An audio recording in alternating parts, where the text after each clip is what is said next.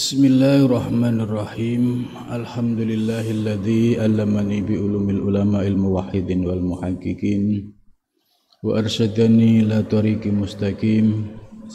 Wassalatu wassalamu ala sayyidil wujud wal arwah nabiyyina Muhammadin sallallahu alaihi wasallam alladzi jaa'a bisyari'ah wa tariqah wal haqiqah wal ma'rifah wa ala alihi wa sahbihi asma'in amma ba'du.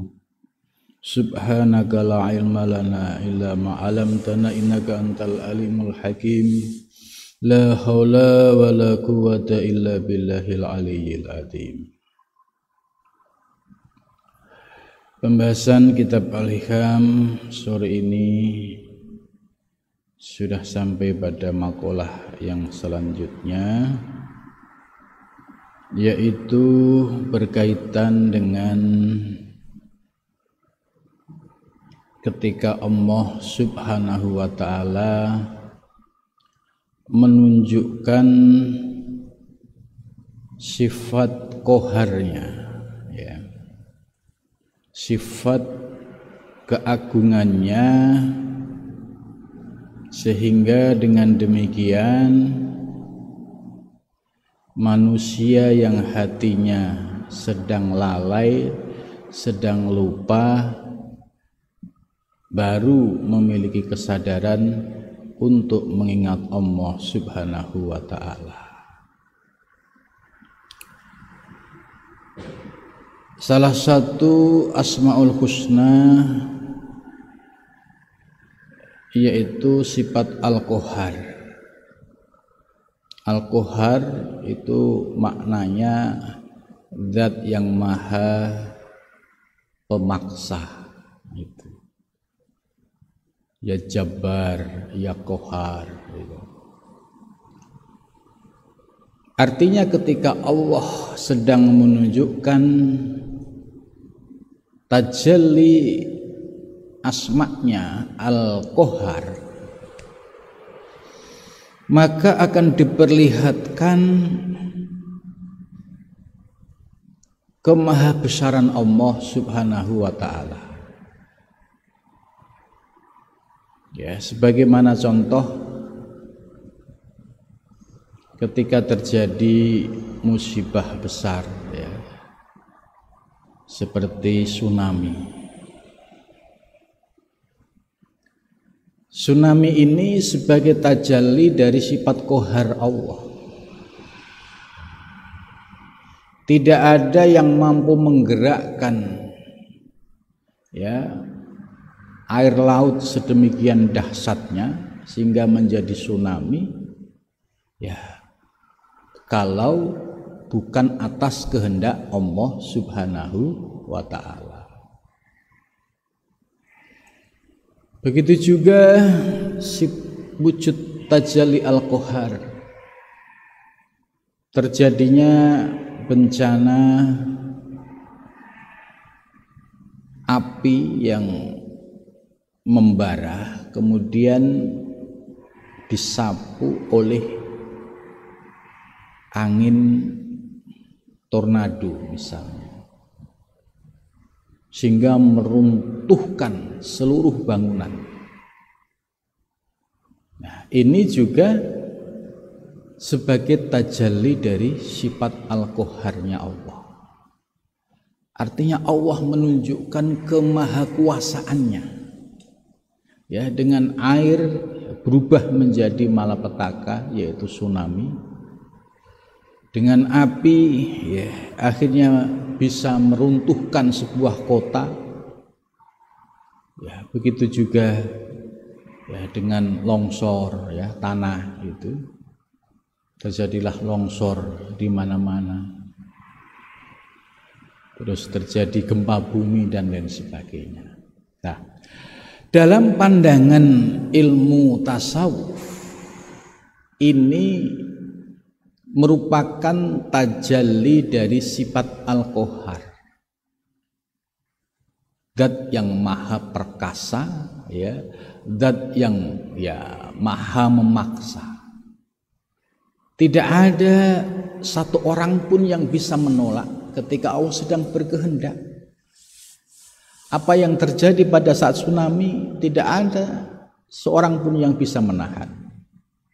Ketika terjadi api yang membakar sebuah kota, juga tidak ada satupun yang bisa menahannya.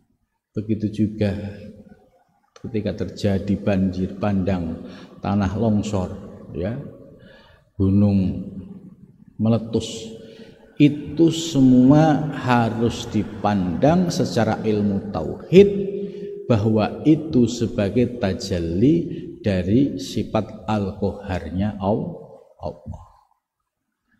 Jadi artinya apa? Selain Allah kecil. Makanya orang yang membangga-banggakan dirinya, membanggakan kekayaannya, membanggakan kehebatannya, ketika disapu oleh tsunami dalam sekejap hilang, disapu oleh api hilang, disapu oleh banjir sekejap hilang, disapu oleh gunung meletus dalam sekejap pun hilang. Nah, di sini kita disuruh untuk ngambil iktibar pelajaran. Di balik semua itu ada kehendak Allah yang sedang menunjukkan kemahaperkasaannya. Bisa jadi banyak manusia yang sudah lalai dari Allah,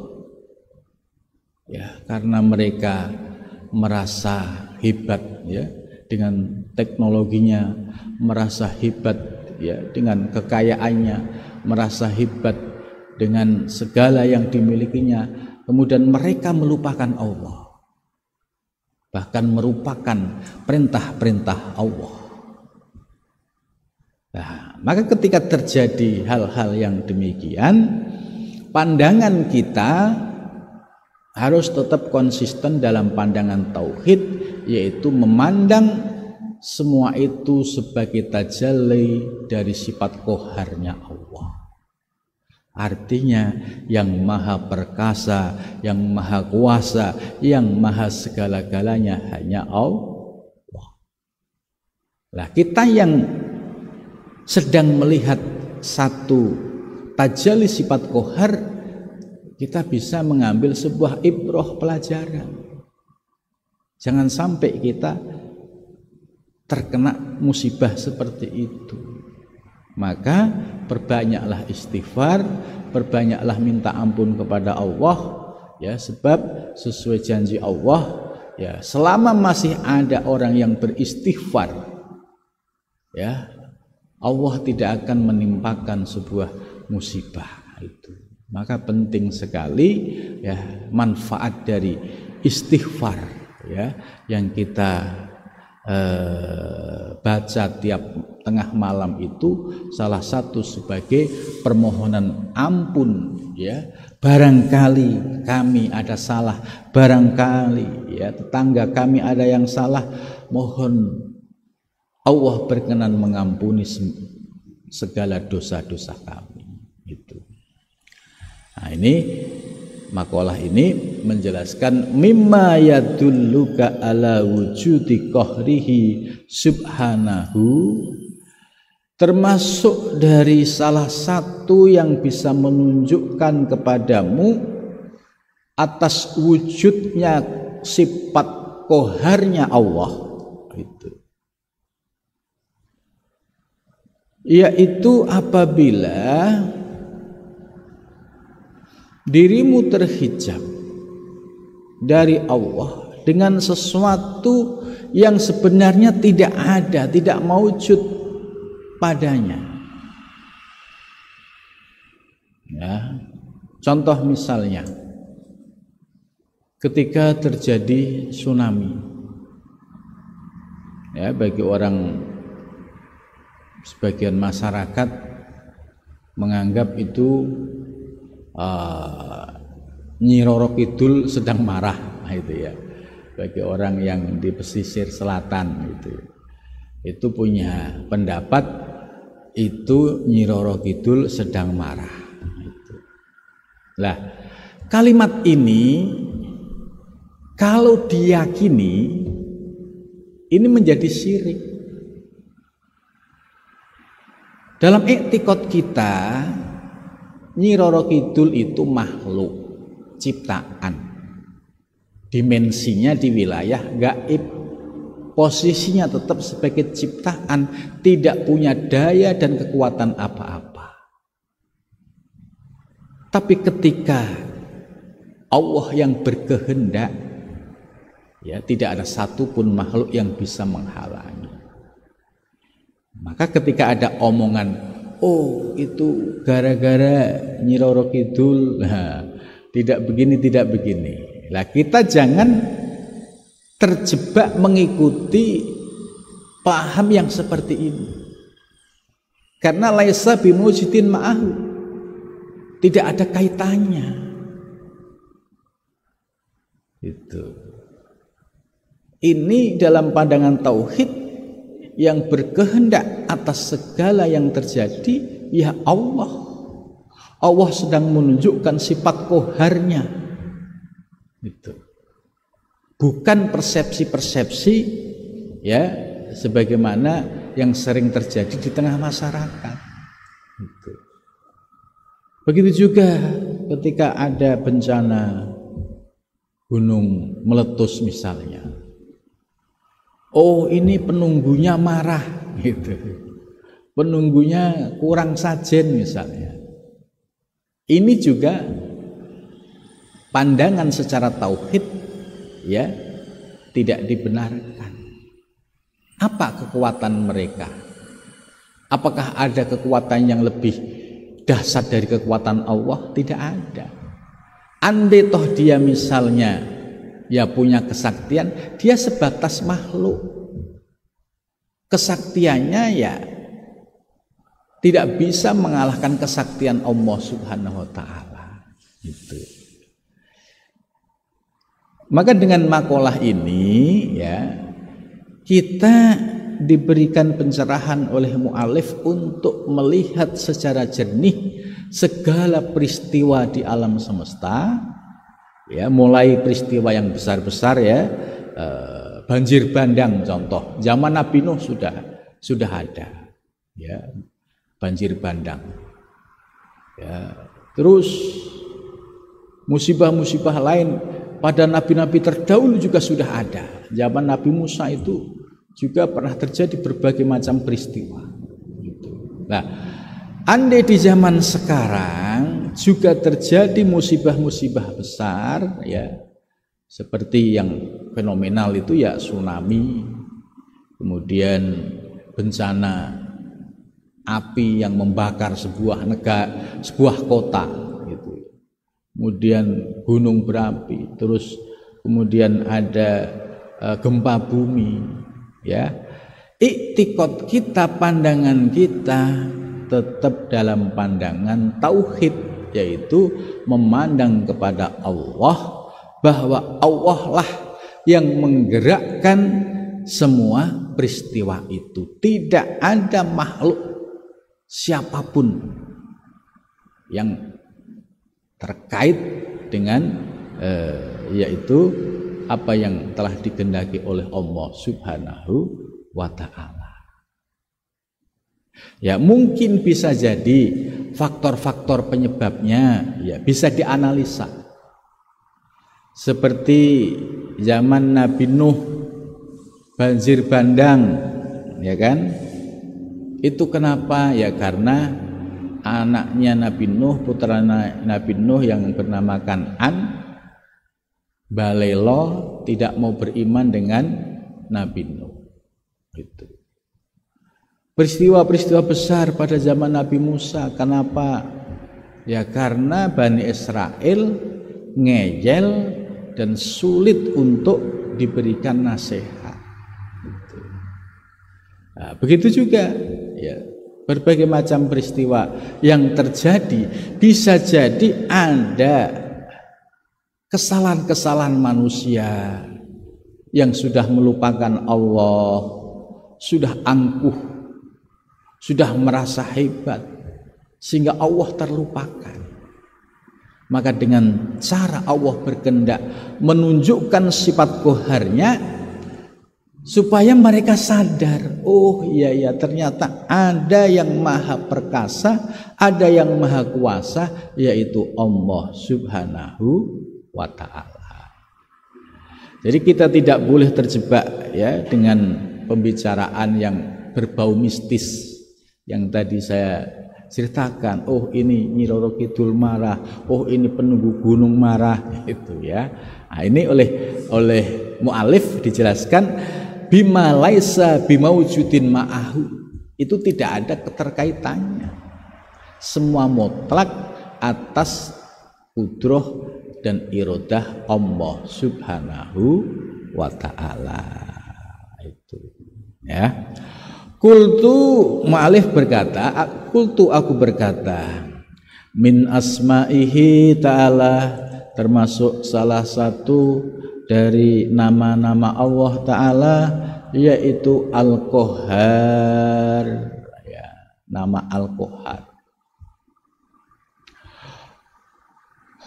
Wa min madhahirihi qahrihi, dan termasuk madhar kenyataan dari sifat qaharnya Allah, ihtijabuhu, yaitu terhijabnya, fi dhuhurihi, dalam kenyataannya.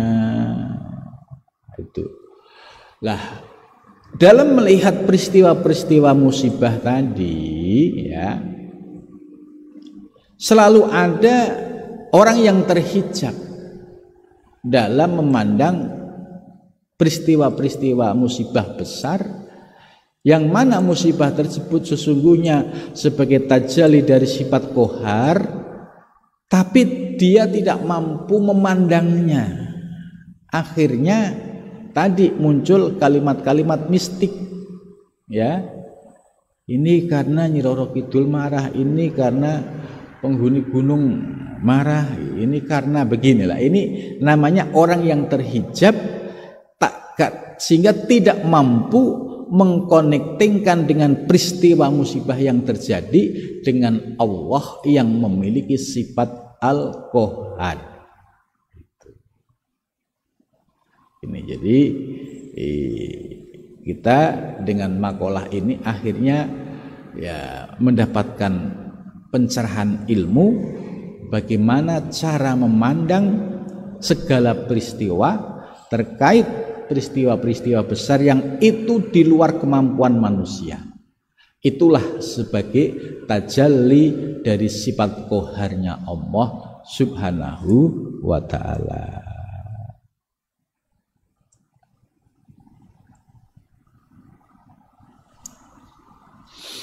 Hal ini diperkuat oleh firman Allah Subhanahu wa ta'ala bahwa fatahsulu infiratul haq bil wujud walaysa ma'allah mawjudun.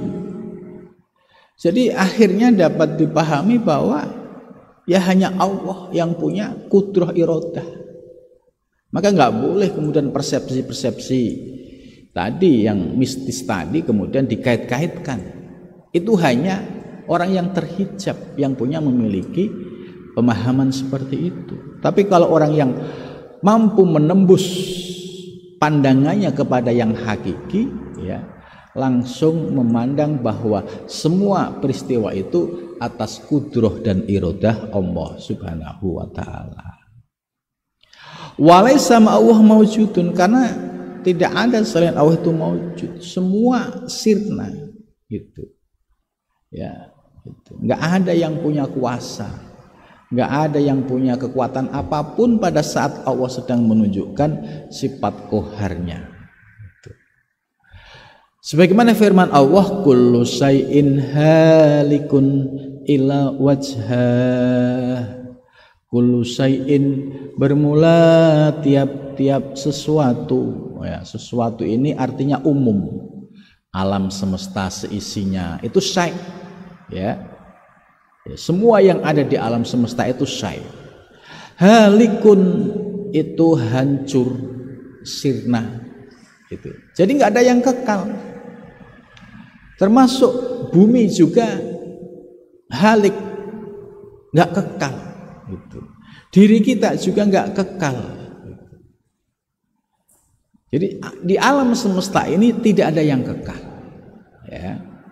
Illa wajhahu, ya kecuali yaitu zat Allah subhanahu wa ta'ala. Jadi semua yang ada di alam semesta suatu saat pasti halikun, pasti hancur, pasti rusak. Illa wajhahu, kecuali zat Allah subhanahu wa ta'ala. Nah. Kemudian berikutnya diperkuat lagi oleh ayat lain bahwa hanya Allah lah yang maha kuasa, ya, sejak awal dan sejak akhir. Huwal awwalu, huwa bermula Allah itu al awwalu, zat yang pertama. Selain Allah nggak ada. Kita baru, bumi baru, alam semesta baru, surga juga termasuk baru. Itu yang awal hanya Allah. Maka disebut dalam sifat wajib 20, Allah memiliki sifat qadim, ya, dahulu kala. Wal akhiru, dan yang akhir hanya Allah. Ya, kita juga akan hancur, ya, artinya suatu saat kita juga akan meninggalkan dunia, ya. Dunia juga suatu saat juga akan sirna, gitu. Karena apa? Yang akhir hanya Allah subhanahu wa ta'ala. Wadzohiru, dan bermula yang dohir, ya, dohir itu semua yang nampak dalam pandangan kita, ya, ada planet bumi seisinya, ini dohir. Matahari, bulan itu dohir. Wal batin, dan yang sifat batin, ya, batin itu seperti alam dimensi orang setelah meninggal, ya, itu namanya alam barzakh, itu dimensinya batin, ya. Hari kiamat juga batin, itu. Allah maha tahu. Nah, pada saat di alam arwah juga bersifat batin, itu. Maka dengan ayat ini, huwal awwalu, dia yang paling pertama, wal akhiru, dia yang paling akhir, wadzohiru, dia yang menampakkan semua yang dohir, wal batinu, dia juga yang maha tahu segala yang batin, ya, yaitu Allah subhanahu wa ta'ala. Selain Allah tidak ada yang tahu. Itu. Kemudian firman Allah yang lainnya, fa ainama tuwallu fasamma wajhullah. Fa ainama tuwallu, di mana kamu menghadap, ya, mau di sini, di sana, dimanapun kamu berada, fasamma, maka di sana wajhullah, yaitu, ya, dzatullah, yaitu zat Allah. Jadi di mana kita berada, ya, disitulah wujud, ya, yang hakikatnya diadakan oleh Allah subhanahu wa ta'ala. Misalnya kita ke gunung sendiri, gitu, tapi mata kita kan melihat objek di sekitar gunung. Ya, ketika kita melihat segala objek yang ada di sekitar gunung, kita yakini bahwa kehidupan yang ada di sekitar gunung ini, ya, menjadi ada karena diadakan oleh Allah subhanahu wa ta'ala, sehingga terkoneksi, ingat kepada Allah subhanahu wa ta'ala. Misalnya di dalam lautan, kita menyelam sampai dasar laut, oh ternyata di dalam laut ada kehidupan. Kita harus meyakini bahwa kehidupan yang ada di dasar laut juga atas kehendak Allah subhanahu wa ta'ala. Itu. Jadi artinya di mana kita berada, ya, hati kita selalu terkoneksi, ingat Allah sebagai yang menciptakan, sebagai yang mengadapkan segala wujud yang di alam semesta. Nah, jangan sampai kita terlepas dari pandangan memandang Allah Subhanahu wa ta'ala. Ayat berikutnya, wa huwa ma'akum aina ma kuntum, wa huwa dan bermula Allah, ma'akum itu sertamu, aina ma kuntum di mana kamu berada. Ini ayat ini ya dipahami bahwa dimanapun kalian berada, ya Allah besertamu. Gitu. Artinya kita nggak boleh melakukan sesuatu yang menganggap seolah-olah Allah tidak tahu, jangan. Gitu. Seperti misalnya ada orang di rumah sendiri, ya karena dia nggak kuat puasa terus minum. Nah, dikira Allah tidak tahu, ya Allah pasti tahu. Gitu. Nah, kenapa dia berani minum? Ya karena imannya lemah, ya. Kemudian berikutnya, ya karena tidak tahan godaan setan, gitu. Dan terhijab, tidak mampu memandang Allah. Coba kalau imannya selalu tumbuh, oh iya saya sendiri, tapi Allah selalu ada. Gitu. Allah menyaksikan seluruh gerakanku, bahkan lintasanku pun Allah tahu. Gitu. Wa huwa ya'lamu ma fis sudur. Allah mengetahui apa yang ada di dalam hati. Nah, ini harus diyakini. Gitu. Pada saat kita dimanapun berada, ingat, oh Allah beserta kita. Allah selalu mengawasi kita. Ayat berikutnya, wa id qulna laka inna rabbaka ahata bin nas. Wa id qulna, dan ketika kami berfirman berkata laka kepadamu, inna rabbaka, wa id qulna, dan ketika kami berkata laka bagimu, inna rabbaka, sesungguhnya Tuhanmu, ahata meliputi bin nasi dengan, ya bimakna seluruh manusia. Jadi Allah itu meliputi seluruh manusia, seluruh ciptaannya. Karena ya Allah yang memberikan hidup. Gitu. Ayat berikutnya, wa ma romaita id romaita walakinnallaha roma. Ya, ini asbabul nuzul ayat ini, yaitu ketika umat Islam mengalami kemenangan dalam peperangan. Nah, ketika mengalami kemenangan dalam peperangan itu terkadang muncul ujub tadi. Wah, ini karena strategi saya. Wah, ini karena kehebatan saya. Ya, muncul keakuan. Akhirnya turun ayat ini. Wa ma romaita, kamu tidak melempar. It romaita, ketika melempar, walakinallaha roma, akan tetapi Allah lah yang melempar. Gitu. Artinya apa? Bahwa kita sebagai manusia tidak punya daya kekuatan apa-apa. Andai kita melempar, kita diberikan kekuatan Allah untuk melempar. Andai kita ibadah, bahwa kita diberikan kekuatan ibadah oleh Allah. Gitu. Kita ngaji, ya karena diberikan kekuatan oleh Allah, kita bisa ngaji. Jadi pandangan kita selalu memandang Allah Subhanahu wa ta'ala. Nah, ini salah satu cara untuk meruntuhkan ego kita. Kan tadi asbabun nuzulnya ketika umat Islam menang peperangan, itu kan pasti akan muncul keakuan ego masing-masing. Ini karena saya, ini karena saya. Itu akhirnya diruntuhkan oleh ayat ini. Ya bukan kamu yang melempar, akan tetapi hakikatnya adalah Allah yang melempar. Kenapa ya? Yang ngasih hidup Allah, yang ngasih kekuatan Allah, ya dikembalikan kepada yang hakiki, sang pemiliknya, yaitu Allah Subhanahu wa ta'ala. Nah, ibaratnya begini, ada wayang, terus lakonnya sedang perang, ya. Ada dua orang yang sedang bertarung. Yang menggerakkan adalah sang dalang. Maka ketika salah satu ada yang menang, ya hakikatnya yang membuat menang ya sang dalang gitu. Wayang hanya sebagai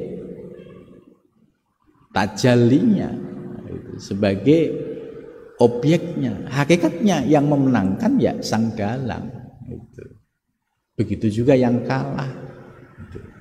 Nah, dengan pandangan yang selalu mampu mengembalikan kepada Allah, baik dalam posisi menang ya dalam konteks pewayangan tadi atau yang kalah, maka kita akan lebih tenang ya karena mampu mengembalikan kepada pemilik yang sejati. Yang menang tidak jumahwah, tidak sombong, tidak angkuh, karena apa? Ini anugerah Allah. Yang kalah juga bisa menerima, ya mungkin ini menurut Allah yang terbaik untuk saya gitu.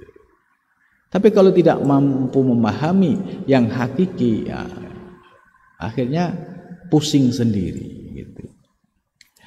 Innalladzina yubayyi'unaka innama yubayyi'una Allah. Innalladzina, sesungguhnya orang-orang yubayyi'u, mereka berbaiat kepadamu. Innama yubayyi'una, sesungguhnya mereka baiat Allah, pada Allah. Jadi maksudnya ketika umat Islam berbaiat kepada Kanjeng Nabi, ya sesungguhnya mereka berbaiat, berkomitmen ya kepada Allah untuk melaksanakan rukun iman, rukun Islam.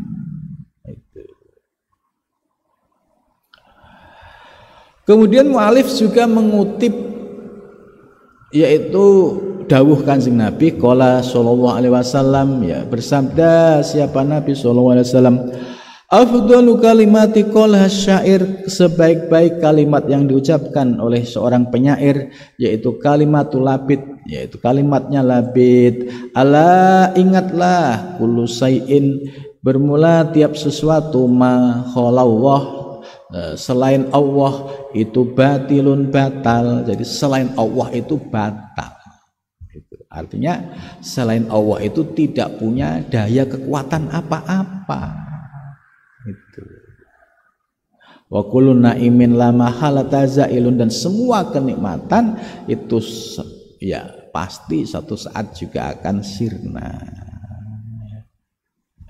Ya, jadi dengan makalah ini ya kita mendapatkan pencerahan dari mu'alif, yaitu supaya senantiasa kita berlatih untuk mengembalikan kepada Allah, terutama ya ini pada saat Allah sedang menampakkan sifat qoharnya itu. Karena dengan segala peristiwa yang terjadi, Allah menunjukkan sifat tajalli al-qohar ini bisa dijadikan sebagai ibroh buat kita, betapa kecilnya kita, betapa tidak berdayanya kita. Karena itu ya kita sebagai hamba ya memperbanyak istighfar, ya salah satu cara untuk minta ampun kepada Allah Subhanahu wa taala. Cukup sampai di sini, mudah-mudahan apa ya yang disampaikan bermanfaat ya. Assalamualaikum warahmatullahi wabarakatuh.